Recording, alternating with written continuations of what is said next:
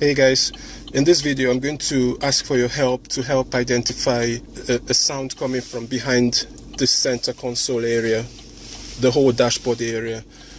It's a Meriva, Opel or Vauxhall Meriva B, and this sound comes on whenever I'm going very slowly, either accelerating or braking. So I'm going to try my best to let you hear the sound, and if you've heard it on your car, or you've had it repaired in the past, or if you don't have this sound on your car, then please let me know. We really appreciate it. Thanks. So let me start driving.